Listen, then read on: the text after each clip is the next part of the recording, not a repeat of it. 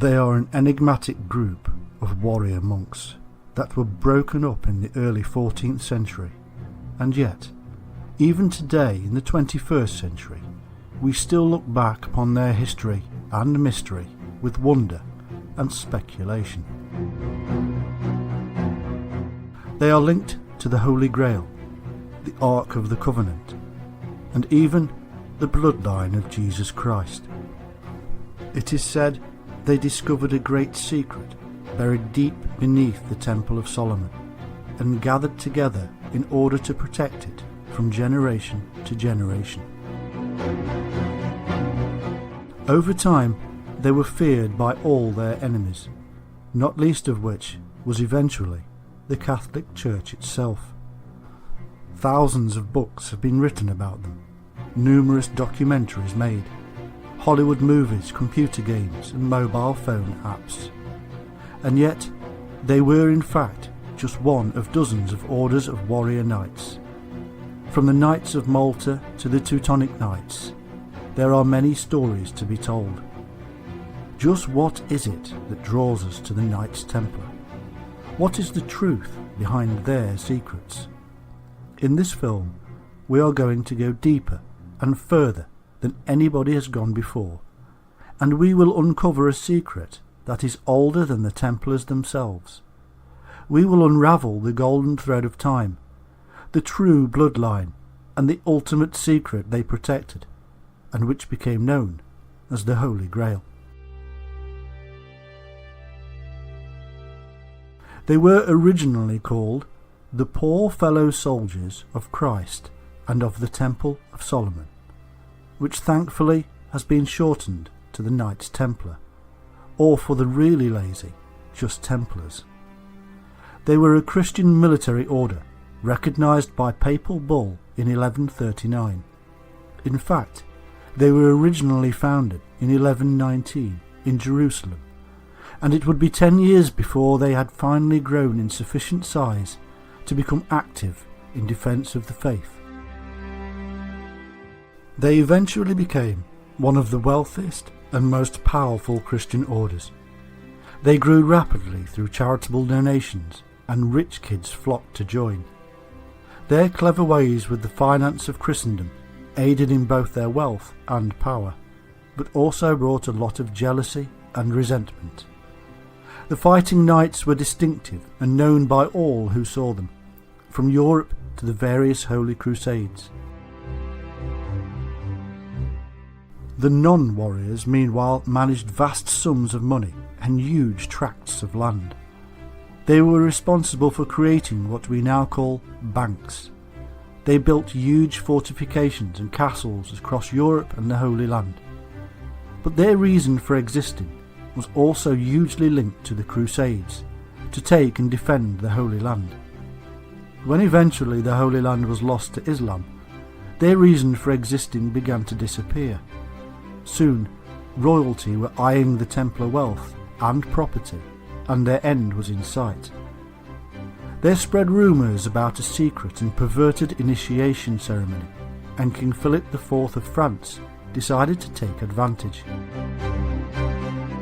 Philip was deeply in debt and needed money fast. By 1307, he had many Templars residing in France arrested and tortured into giving false testimony against their own. Many were burned at the stake, others fled or joined other orders. By 1312, Pope Clement V officially disbanded the order under pressure from the French king. The suddenness, the secrecy, the once great and powerful order, the tragic demise. All this and more gave rise to legends, and eventually their name became a Masonic decree. Modern Templars arose, games, movies and more. The name Templar is now known across the world. But let us now go back in time to the origin of this once simple brotherhood of so-called poverty and trace their rise to power. By 1099, Christendom had managed to take Jerusalem from the Muslims, following the First Crusade. Now the way was open for Christians to make pilgrimages from Europe to the Holy Land. but danger was everywhere. Jerusalem may have been safe for Christians, but the route to it was not. Marauding bandits were everywhere, and they preyed upon Christians who were often carrying large sums of money as offerings and for basic survival. Thousands lost their lives, and something needed to be done. The man in charge of Jerusalem was King Baldwin II, and by 1119 a French knight by the name of Hugues de Payenne petitioned the king to create an order of warrior monks to protect the pilgrims along their journey. Both the king and the Patriarch of Jerusalem agreed to the request, and the newly formed Templars were granted a wing at the royal palace on Temple Mount. The Temple Mount lay directly above the location it was believed that the Temple of Solomon had originally been. This was why they were to become known as the Poor Knights of Christ and the Temple of Solomon. They were originally only 9 in number, and relied upon financial donations to survive.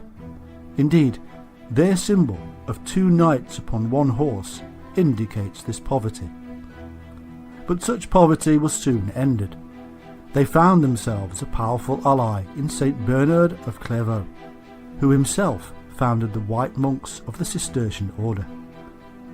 Through Bernard, the status of the Templars rose and rose until they were soon officially recognised by the Church. Now they had official status, the money started to roll in, and from across the Christian world. Donations of land and property followed swiftly, and so too did volunteers from wealthy families, who each bought more wealth. In 1139, the Pope himself decreed that the order was exempt from all local laws.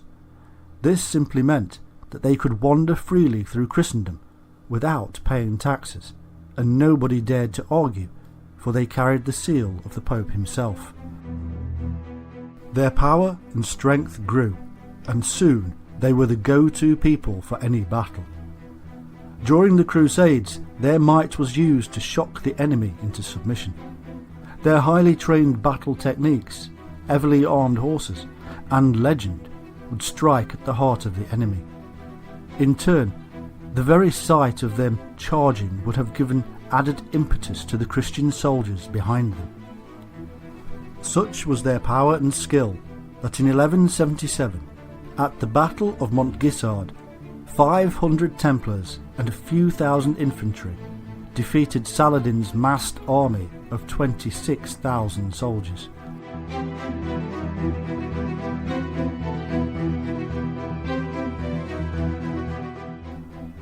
As Bernard of Clairvaux would say, a Templar knight is truly a fearless knight, and secure on every side, for his soul is protected by the armour of faith, just as his body is protected by the armour of steel. He is thus doubly armed, and need fear neither demons nor men.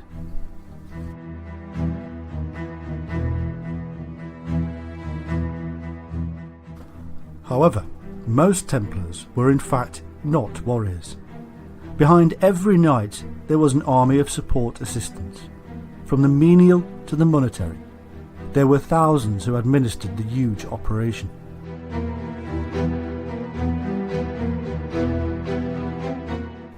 Each member was sworn to poverty, and yet many were in control of such huge sums of money that whole nations were envious.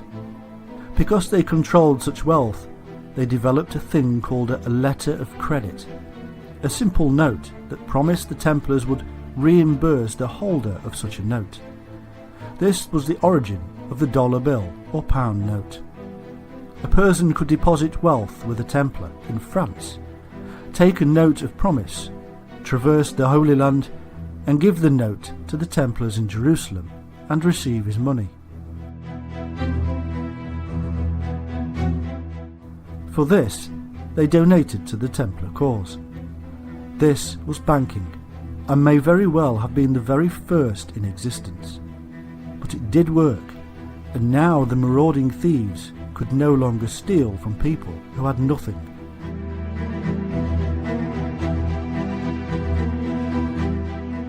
From Europe to the Middle East, the Templars grew in power and wealth. Massive landholdings were donated or bought, and soon they were running farms, vineyards and businesses.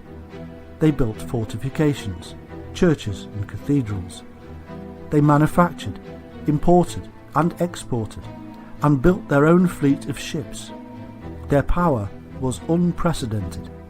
In fact, they had become not just the first international army and bank, but also the first multinational and faceted business. Discover the past with exclusive medieval documentaries and ad-free podcasts presented by world-renowned historians from History Hit. Watch them on your smart TV or on the go with your mobile device. Download the app now to explore everything from our series on medieval pleasures to the notorious Knights Templar, the Princes in the Tower and the Battle of Hastings. Immerse yourself in the captivating stories of this remarkable era by signing up via the link in the description. By the middle of the 12th century, the Templars found themselves competing against two other orders, the Knights Hospitallers and the Teutonic Knights. Their political bickering and military scraps, in fact, were weakening Christendom, and with the rise of effective Islamic leaders such as Saladin, things started to get more difficult. As Christian brothers fought each other, Islam moved in and started to take back the Holy Land piece by piece.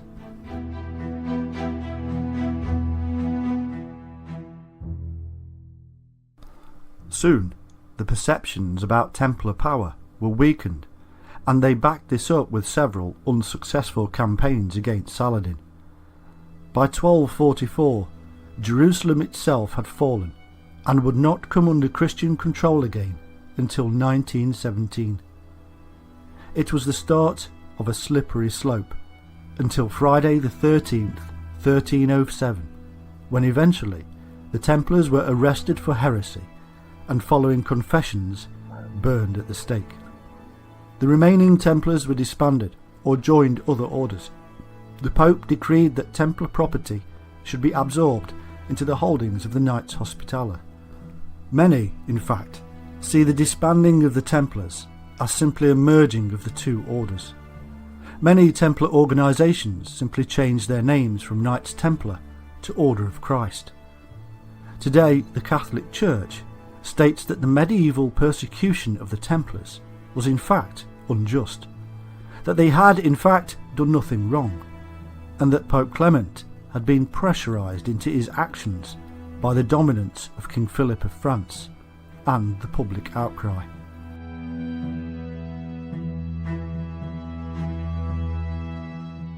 But is that the end of the story? We all know that it is not, for the film The Da Vinci Code brought the whole thing back to life.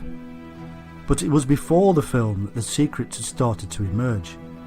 In fact, Dan Brown's tale is simply a fictional expression of several books from decades before that all began to unravel the secrets of the Templars and their link to things much more profound than mere money. It all started a long time before anybody had any ideas about the Knights Templar.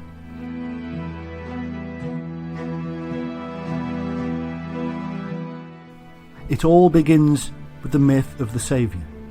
Today there is one particular saviour myth that has crept into popular folklore through various best-selling books, documentaries and films: the Merovingian dynasty.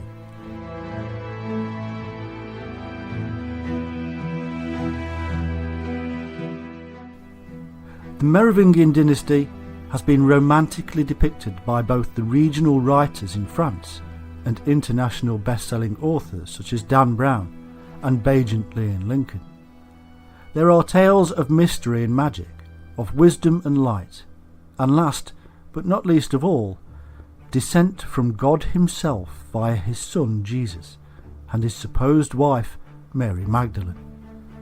Some even go so far as to say that the Merovingians were descended from an ultra-ancient race of fallen angels that spawned the globe, taking wisdom and knowledge with them as Atlantis sank. It all started with the leader of the Salian Franks, known as Merivek, in the 5th century AD. Both he and his son, Childeric I, were great warriors and fought bravely against the Visigoths, Saxons, and Alemanni. Following Childeric came his son Clovis I, who went on to unite most of Gaul and the Loire and defeated the Roman ruler, Siragius, to the joy of almost everybody, or so the propaganda goes.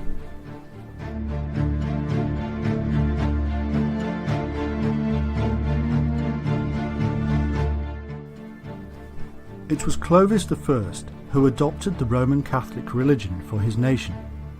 Eventually, by the early 7th century, we end up with the infamous Dagobert II, also known as Dragobert, coming from the words dragon and Bert, which in turn comes from Bara or Para, which means pharaoh.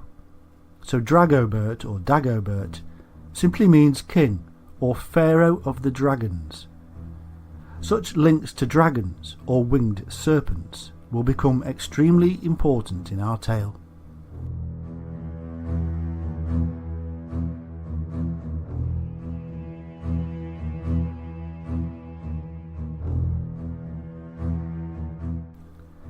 Dagobert is linked strongly by modern authors to the secret of the Holy Grail, a secret so deep that even today it is unclear exactly what it is. Dagobert is said to have visited Ireland, a home of serpent worship, and is also said to have married at Rennes-le-Château, where, incidentally, a ritual skull was found which had a hole in its forehead. Still today, Masons worship the head or skull of Dagobert, calling it Mahomet, much like the head of the Templars were accused of worshipping, called Baphomet. It is kept in the convent of the Black Sisters at Mons. The cup that was formed to hold the skull was made into the shape of a chalice. Hence, we have the head of the dragon pharaoh in the chalice. And we wonder how Dagobert became linked to the Holy Grail. But who is Dagobert and where did he come from? What makes him so important that his skull should be turned into a grail and then eventually worshipped by the Masons, the modern Templars?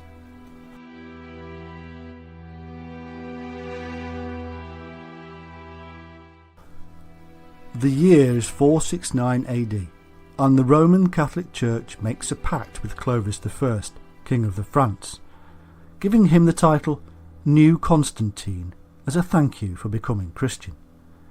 This was the beginning of the Holy Roman Empire, which was hoped to last forever. But it did not, and by the year 800 AD, the empire was threatened. Dagobert II was a French king from the supposed Grail Merovingian bloodline, and was the last of the Merovingian kings to hold the title of Holy Roman Emperor. These Merovingians are said to be a dynasty of Frankish priest kings with magical powers, derived from their long red hair and the special birthmark between their shoulders of a red cross. This symbol would eventually be used by the Templars on their white cloaks.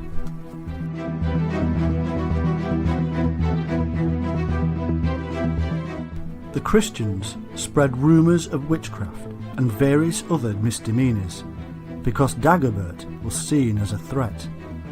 After several years spent away from his Frankish kingdom, Dagobert returned from Ireland in 679, but there were problems with the mayors of the palace. 3 years later, the Catholic Church plotted a conspiracy against him due to their displeasure with Dagobert's lack of allegiance to the Roman Church.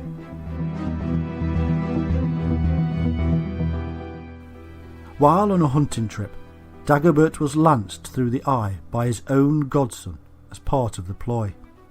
Now power was passed to Charles Martel, beginning the famous Carolingian dynasty. This basically ended the Merovingian bloodline and its run of power. From that day the Merovingian kings were powerless and were officially thought to have died out with Dagobert's grandson, Childeric III.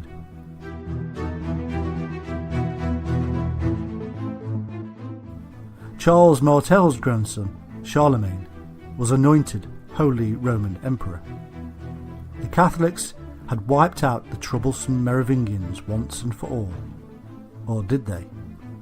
Some still claim today that they are descendants of this special bloodline. However, my researchers have gone to prove that this was pure propaganda, fueled by books such as The Holy Blood and The Holy Grail, and the blatant lies of Pierre Plantard. Thousands of books have sprouted in the last few decades with new evidence, none of which is verifiable and based upon legends only.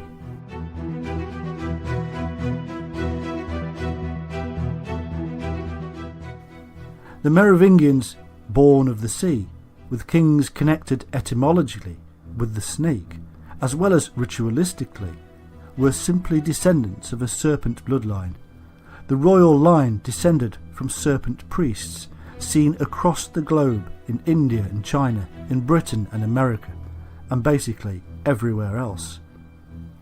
Their connections with the Grail are simply via the secret of the snake, and their obvious pagan past brought down the Christian might of Rome. But we shall move into these secrets as we move along.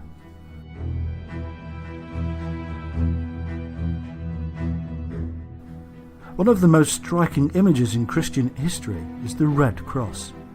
Whether a strict Latin or a Templar croix patée, it is a memorable symbol, especially seen as a stark white background. Seen in relation to the Mark of Cain, or the Merovingian birthmark, or even the Templar cross, they all seemingly relate in one way or another to the symbol of the snake. Indeed, the Red Cross is an almost universal symbol of the snake, and therefore to wear it one is branding oneself as a serpent worshipper. The reason for this is quite simple. The serpent and the snake were intertwined. The snake was a symbol of the sun, and the cross a symbol of the seasons. Jesus himself was known to have been involved in this whole serpent worship world. He was equated with the serpent in the wilderness held up by Moses, and he sloughed off his skin in the tomb and was resurrected, just as snakes were seen to do.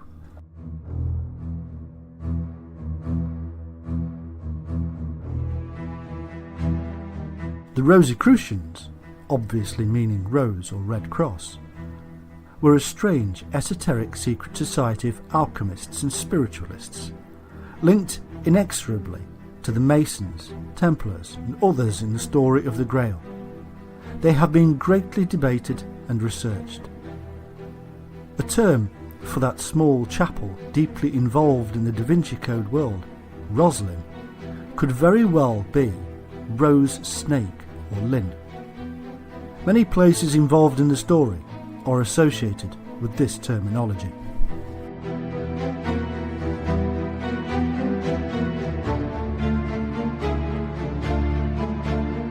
Whilst there recently filming for a documentary, I found that even the iron fence surrounding the chapel was adorned with the rose and a cross. In the mysteries of Keris and Proserpine, the great secret is communicated to the initiates. The bull has begotten a serpent, and the serpent a bull. The bull is a symbol of the generative force, the power. It is a symbol of the sun in Taurus, and emerges from the sea. As the Quinator, the bull supposedly spawned the Merovingian bloodline, and this son being called Meriveg, after the sacred bull of Heliopolis, Mero.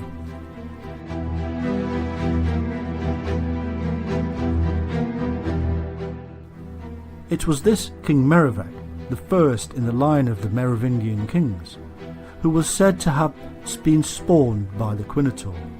This is a giant sea monster with a bull or goat's head. So the Mer of the Meriveg becomes obvious in that Mer means sea, born of the sea. The word Quinator, if broken down, resolves into Tor for bull and Quin for king. So he is the king bull of the sea, the sun in Taurus. This Bull King goes back a very long way in history, right back to the days of Mesopotamia and kings such as Sargon and Menes. But this goes back yet further to an association between these kings and their legendary genesis from ancient sea-born gods such as Oannes and Dagon, who were serpent gods.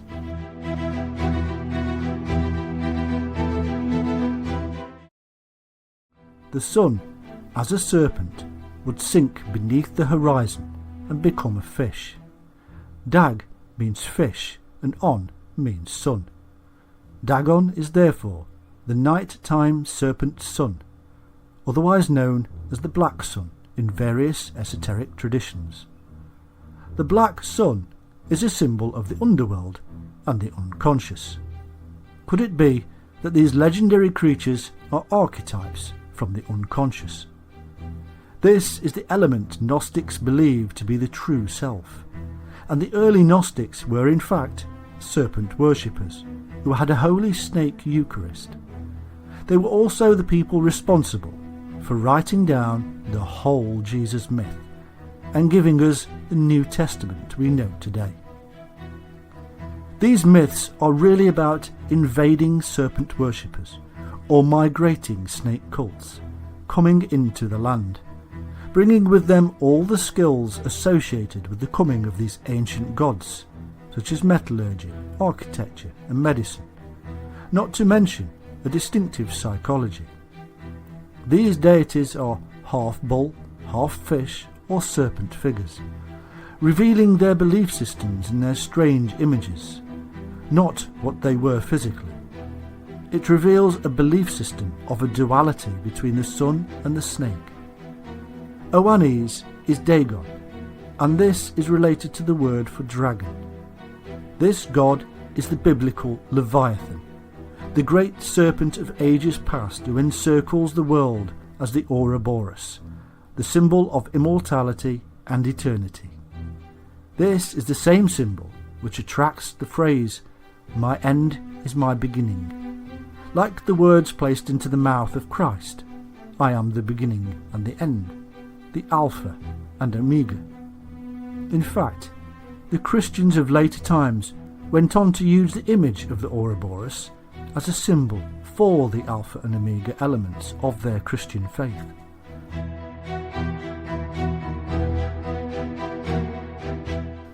The Levites, of course, derived their name from this Leviathan, their name meaning the sons of the Leviathan. Oannes is also the same as the Hindu Vishnu, who is linked with the serpent. However, there is another interpretation of equal worth for the Quinator, as we shall see. Heracles wrestled with the snake, which transformed itself into a bull. Heracles tore off one of its horns, which the nymphs tossed into the river, where it turned into the cornucopia, or the Horn of Plenty.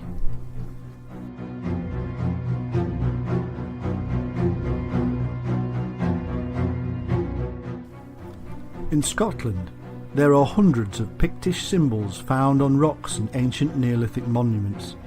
There are many that are in the image of the snake, and also with the snake in association with the bull, thus revealing the widespread nature of the bull-serpent association. The Quinator has the root kin, being possibly from Cain, and therefore showing the Quinator to be descended from the serpent race of Cain. Kin is also related to serpent and king. But what is the Quinator? Quin, as we can see, could be from the king. Tor is obviously from Taurus the bull. It could also come from the Babylonian Quinigu, who was the greatest among the children of the dragon goddess Tiamat. According to Babylonian legend, in the beginning there was neither land, gods nor men. There were only elements known as Tiamat and Apsu. Tiamat was the female and the spirit of salt water and primal chaos, and Apsu the male, the spirit of fresh water and void. Tiamat is depicted with scales and a serpentine body and legs, with horns on her head. The union of these two gods produced all the other gods, including the greatest among them, Quinigu. The Quinator was a mythical sea beast, said to be half bull and half fish, or dragon and serpent. This could easily be an indication of Taurus going into Pisces and a message of the stars. However, according to author Crichton Miller, the sign Aries has been deliberately removed or left out of the name in order to claim that their bloodline stretched back to the time of the age of Taurus.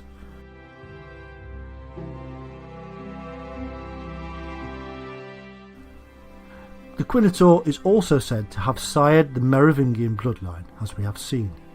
The same Merovingians said by several authors to be descendants of Jesus, the sun deity, and so he is seen as the sun or ruler in each sign. Quinator, traced backwards through Greek and into Phoenician legend, is none other than Zeus, the very same god who impregnated his own daughter with Dionysus. But how is Zeus related to the Quinator? Well, Quinator is Dagon, the half-fish serpent linked with Oannes and Oedicon, and giving us the dragon title. Elsewhere, Dagon is known as Daeonus, and Zeus was Dias. As we know, Zeus was known to have taken the form of the serpent to procreate, just as the Quinator sires a race of sacred kings, and in the Orphic legends it is said the son of Zeus, Dionysus, who was to be the fifth ruler of the world. The Phoenician legend involves him in the disappearance of the daughter of Canaan, Europa. Europa was a princess or the daughter of a god, and was said to be very beautiful. One day, a servant told Europa that a white bull had appeared on a local beach. This tame bull allowed Europa to wrap garlands of flowers around its horns and to climb on for a ride. But the bull ran off with Europa into the sea. She was never seen again. Now we have an entire continent named after a missing girl stolen by a bull. All of this is beginning to sound very strange, and on the face of it, none of this ought to relate. But please stay with it a while, as all will become clear. We must now move into an area that at first glance will also appear unrelated: the Wandering Jew. A myth mainly from the Middle Ages of a Jew said to have lived at the time of Christ and to live forever. Apparently, according to the Christian additions to the myth, he offended Christ on his way to the cross and was therefore cursed to walk the earth alone until the end of time. One of the most interesting things, however, is not the later Middle Age myths, which were attached to the character, but the origin. The Wandering Jew is literally an amalgamation of hundreds of supposedly separate characters, all immortal. However, it is my view that they all originate from the source of serpent immortality. Modern myth comes from a character called Malchus, who strikes Jesus in John 18:20 and gets the curse of immortality. However, in Matthew 16:28 there is also the disciple who Jesus infers immortality upon. There shall be some standing here which shall not taste of death. Note that Jesus, however, says some. There were indeed several characters that Jesus bestowed earthly immortality upon, and not as a curse, but as a gift. There is also one named Semeri, who, in the Quran, is cursed with immortality by Moses, the wielder of the serpent Caduceus. And not forgetting that Jesus is likened to Moses, who lifted the brazen serpent in the wilderness. There is a remarkable astrotheological reason for this. Jesus was an adept. He could fix time because he understood the motion of the planets and the sun, being a sun deity himself. Fixing the motion is symbolic immortality, for it escapes the cycles of life, nirvana. It is in essence piercing or lancing the dragon, which is the sun passing overhead. The Wandering Jew therefore must be somebody who understands this power and has fixed time, albeit symbolically. But there is also more to this character. There are always more levels of understanding, many levels of heaven. The Grotto della Sibilla, which is said to be in the Umbrian Mountains and was mentioned in a medieval period romance,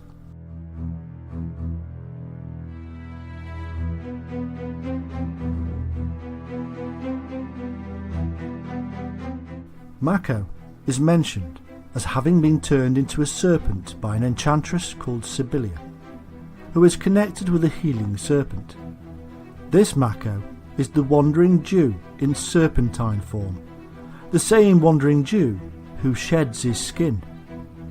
Malchus was also known as Ahasverus or Butterdeus, and in the myth it was as a porter that Ahasverus struck Christ and mocked him for walking slowly.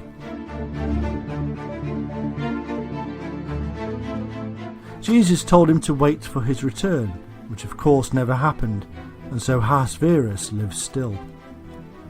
Later Christian editions indicate that he repented of his sins and became a Catholic, which is obvious propaganda.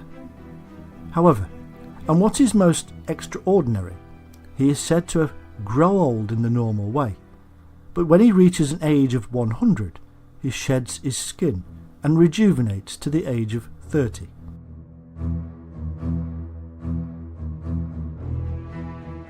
What can be more like the tale of the rejuvenating snake? And to the sacred age of 30, which is the age of illumination, and the same as the degrees between each and every zodiacal sign. The Wandering Jew is likened to Cain, the father of the serpent race, whom, it is said, wanders the earth as an immortal. As the Lord put a mark upon him so that none would hurt him, the same mark that the Merovingians carried and would later adorn the robes of the Knights Templar, a blood-red cross. There is also an amazing legend about the linking of Herne, or Canunus, the horned god, with the Wandering Jew, in that they are one and the same. It is said that Herne told Jesus to drink water from the indent of a horse's hoof, telling Jesus therefore to subjugate himself to the old ways.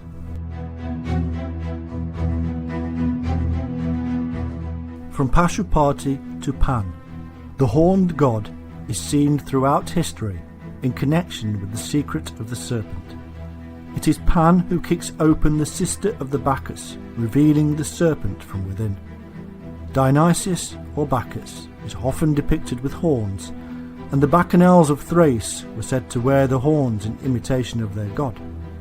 Even Zeus, who transformed himself into a serpent to bring Dionysus back to life, was often depicted as having horns. The horns are thought to signify the solar aspect of the god, the life-giving aspect. They were also symbolic of the bull, which is again a solar symbol, or the sun in Taurus. The goat is also associated in terms of animals and horns with the serpent, as Dionysus is often manifested as a goat. Indeed, the awakening of Moses is symbolised by horns, or shining forth. This, the same Moses who wields the caduceus staff and raises the brazen serpent of healing for Yahweh in the wilderness, a point not lost on 1st century AD medallions which show Jehovah as a serpent. The horns then emerge as the enlightenment aspect of the serpent, the shining or illumination one gains from the process known as Kundalini, or similar methods. They are the symbolic representation of what occurs inside the head.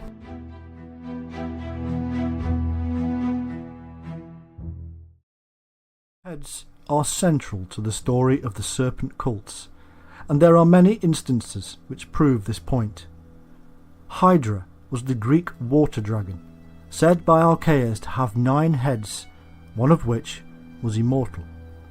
Apollodorus tells us, for his second labour, Heracles was instructed to slay the Lernaean Hydra, The beast was nurtured in the marshes of Lerna, from where she would go out into the flatland to raid flocks and ruin the land. The Hydra was of enormous size, with 8 mortal heads and a 9th one in the middle that was mortal. Note that the Templars began with 9 knights. 9 is incredibly important and is actually the Pleiades in the sky.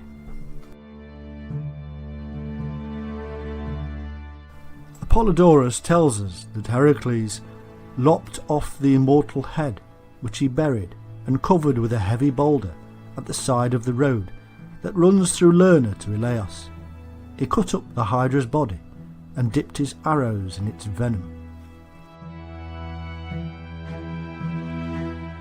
Strabo gives an even more telling tale of the usefulness of this poison, as he points out that the Anigros river of Elis emits an offensive odour for a distance of 20 stadia and makes the fish unfit to eat. This is attributed by some writers to the fact that certain of the Centauri here washed off the poison they got from the Hydra.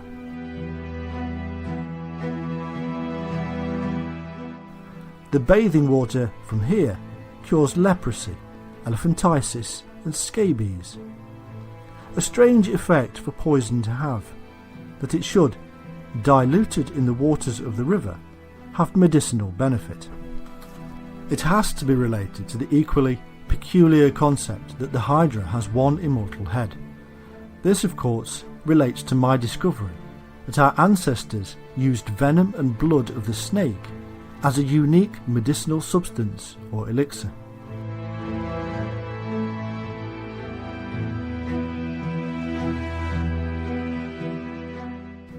Could this be a clue to the dilution ratio of venom to blood, an 8-to-1 ratio? According to the Argonautia, the arrows dipped in the blood of the Hydra were used to kill the dragon of Hesperides, which lay by the trunk of the apple tree. There is another hint that maybe the diluted poison should be mixed with the horse. Heracles shot his poisonous arrows into Nessus. As he died, Nessus, knowing how poisonous the arrows were, since they had been dipped in the gall of the Lernaean Hydra, drew out some of his blood and gave it to Genedra, telling her it was a love charm. If she wanted her husband not to desert her, she should have his garment smeared with his blood. This is not obviously linked with the horse at all until we discover that Nessus was a centaur and therefore half horse, half man, like Chiron, the teacher of the snake god Aesculapius. Let's just sideline a moment and look at the horse. The etymology of the horse is strangely linked with the snake, and it is an amazing trip through the mythologies of the world to discover the secret of this association.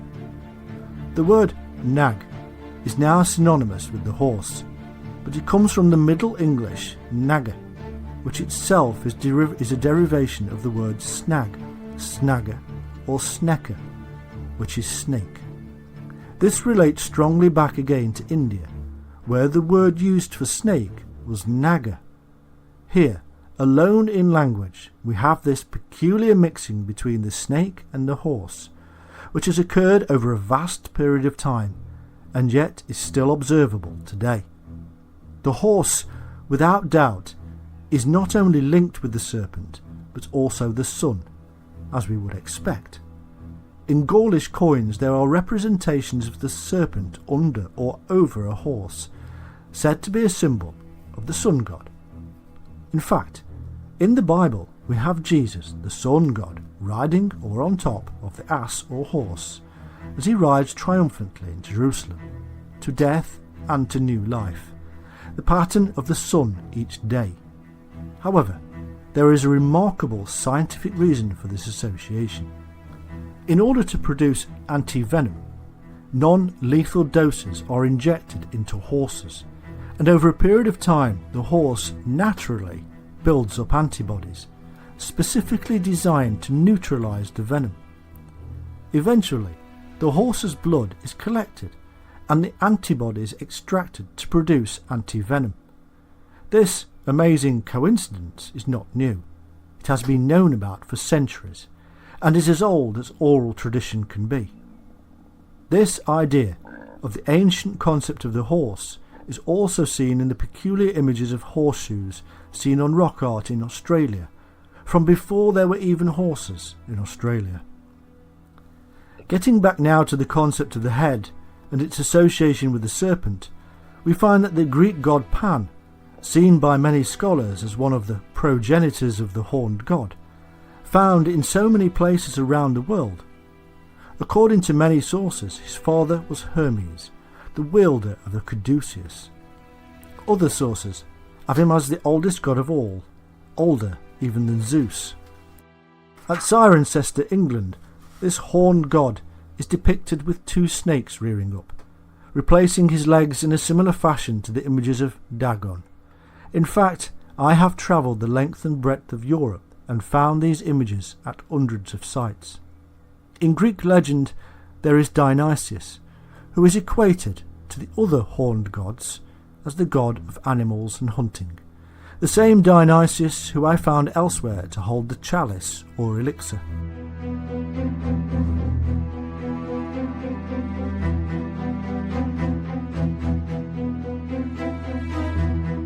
There is also a female version of the horned god in Amalthea, the goat nymph goddess. She was the glorious nurse of Zeus and Pan. Zeus took one of Amalthea's horns and gave it to the nymphs. It became the Horn of Plenty, a precursor to the Holy Grail. Upon Zeus becoming the Lord of the universe, he set Amalthea's image among the stars as Capricorn, which has a fish or serpent's tail. On frescoes in the Roman catacombs, the ancient pagans drew images of the sea goat carrying the caduceus, therefore linking the horned god with the healing and wise elements of the serpent. This image alone, as the goat of Mendes, was to move into alchemical and Kabbalistic circles much later on. The wandering Jew and the horned god, Osiris and Dionysius, all are synonymous now with the infamous Green Man. The Green Man, or indeed woman, can be seen across the world in medieval and even modern cathedrals and churches. Many will now be familiar with the chapel at Roslin and the many hundreds of green men depicted there, peering from their foliage hideaways. However, take a trip to South Westminster or Lichfield Cathedral in England and you will find many more. In fact, there are thousands of green men and women across Europe. These depictions are ancient and have been distinct pagan origins, and now that we understand our diverse pagan heritage included the worship of the serpent and the many things that this entails, we must also understand that Christianity adopted it. The Green Man is the fertile god of nature, the god of life, and it is therefore only fitting that he has a consort and a female version of equal status. The fact that there are less female green deities poking out of stone trees from the church wall is simply because Christianity took on the paternal aspects of the Jewish religion. In truth, a rich, fertile and active nature simply had to have a dual nature of male and female, and mirror the life of those on our plane of existence. But what are the origins and meanings behind this peculiar little character? Could it be from the idea in the time of Moses that the area of snakebite turned green? The green man or woman was therefore not necessarily green to the foliage, but may have been due to the idea that he or she was immortal due to the healing venom of the snake. El-Qadir is the Arabic term meaning green, and is said by some to be linked to the infamous Sumerian Gilgamesh. Gilgamesh, in one epic tale, tried to find the herb that brings eternal life, the elixir, but a snake steals it while he is taking a bath. Gilgamesh is also the one who cuts the chalupu tree, which is surrounded by serpents at its base. He takes the tree to Inanna, but keeps the rootstock where the snakes had been, and makes the magic wands Miku and Puku, said to be the progenitors of the serpent rods of Moses and Aaron. El-Qadir is also equated with St. George, the wandering Jew, Elijah, Moses, the one with the serpent staff, Melchizedek, the longest-lived person in the Bible, Dionysus, said to be the Greek green man before he took on the role of wine and ecstasy, and the Druze say that El-Qadir is John the Baptist, which is interesting when we consider that Lady Raglan and Sir James Fraser pointed out that human representations of the year king and queen, or green man and woman, were usually decapitated and then hung on a tree, as John is decapitated and Jesus is hung on a tree. This of course makes John and Jesus two aspects of the same thing. El-Qadir is said to be immortal as he drank or fell into the well of the water of life. He is wise as a serpent, and several Sufi orders claim descent and initiation via him. With connections to Islam, we have to ask, did the Templars have any idea about El-Qadir? Was he the head they were accused of worshipping, known as Baphomet? El-Qadir is also linked by some to Al-Qaed, the Muslim star on the tail of Ursa Minor, behind the head of Draco.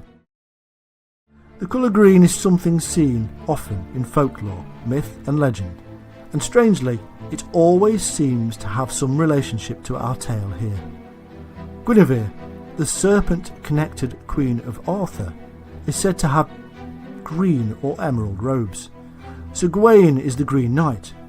Wolfram von Eckenbach's Parsifal linked strongly to the Templar tale, as the hermit Trevirisent with a green reliquary. Even the sword used to behead John the Baptist is said to be emerald. Ancient druids, neophytes and the fairies were said to wear green. And as we know, green is a distinctly fertile and vegetative colour across the world. For all these reasons, the secretive and ancient languages and symbols of alchemists, mystics and even Gnostics is said to be the green language. Now, just a quick mention of Roslin. Although the Sinclair who built Roslin was not a Templar, he was linked to the Templars indirectly, and Roslin has hundreds of green men images, as well as Templar symbols, namely two brothers on a horse, the Agnus Dei, the five-pointed star or pentacle, the head of Christ image or Baphomet, as well as the floriated cross and the dove in flight with the olive branch. Split up, and most of these images are purely Christian symbols or motifs, stolen from other more ancient religions. However, put together in one place, with historical links to the Templars, we are left with little doubt that there must be a Templar and esoteric link. But inside Roslin, one is always overcome with the sheer scale of the vegetation.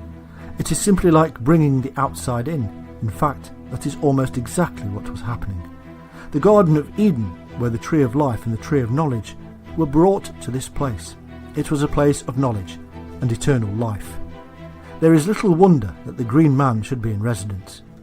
Also, a few miles from Roslin is Temple, the modern-day name for Ballintroduch, the ancient headquarters of the Templars in Scotland. However, that Roslin Templar diversion out of the way, we have to try and make sense of what we have learned, and I apologise for bombarding you with lots of seemingly unrelated information.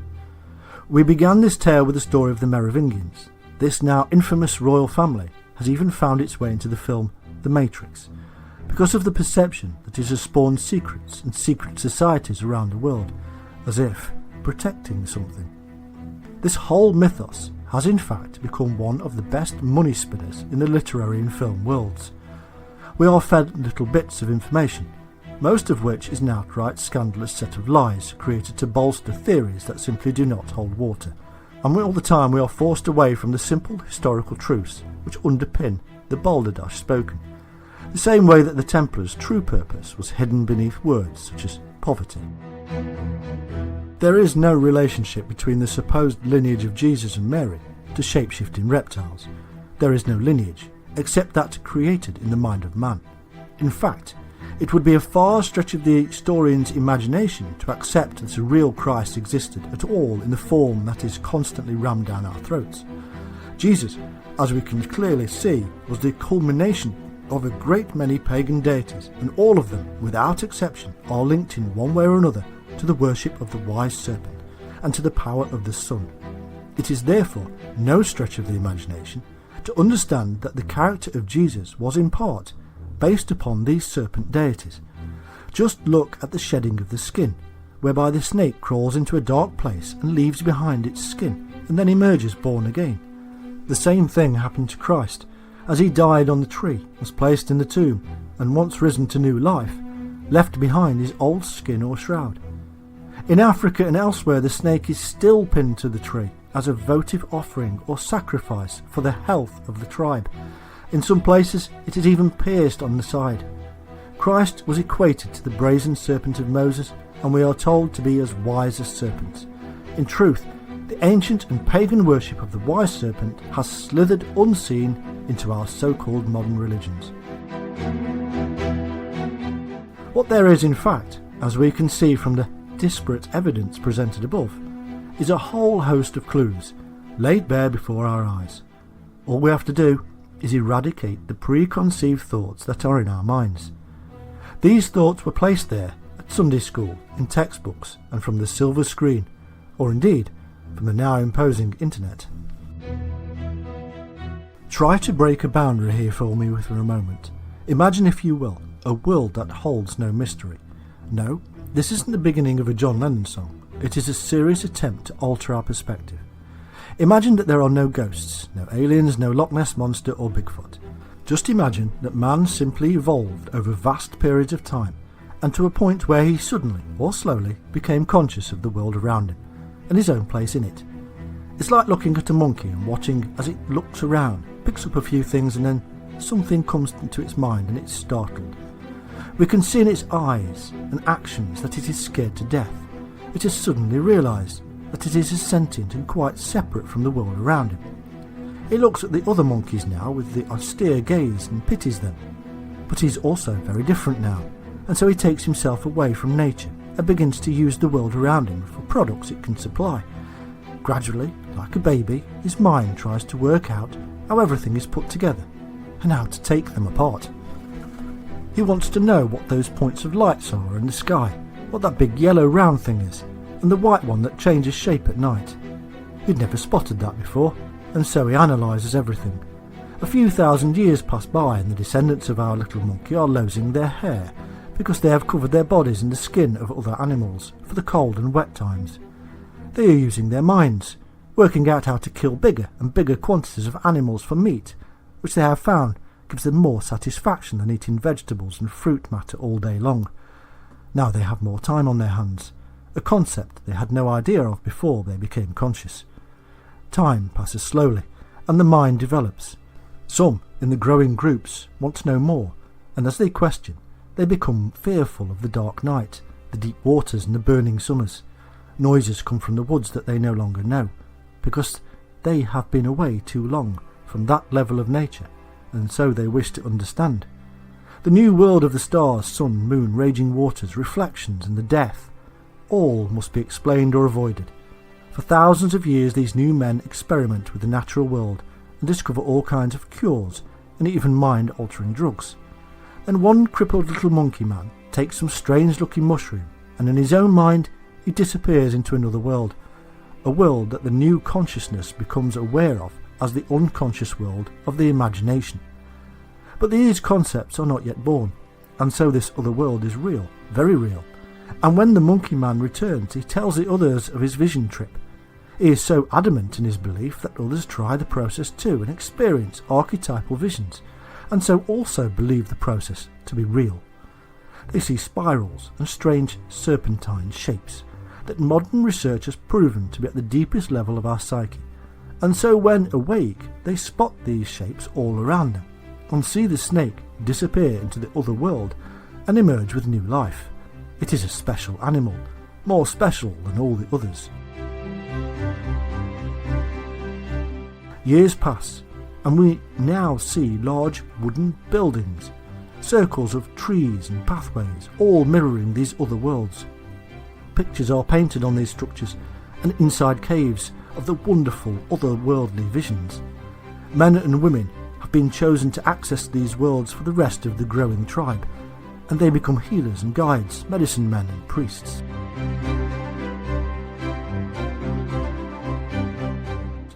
all around they paint and carve images of snakes, and folklore erupts with tales of their ways. These new priests take a name, serpent priests and shining ones, and very soon they are even forming their own child's head into elongated shapes of the snake. This is not fanciful imagination. This is not aliens or beings from other dimensions. This is hard archaeological and historical fact. The evidence is there.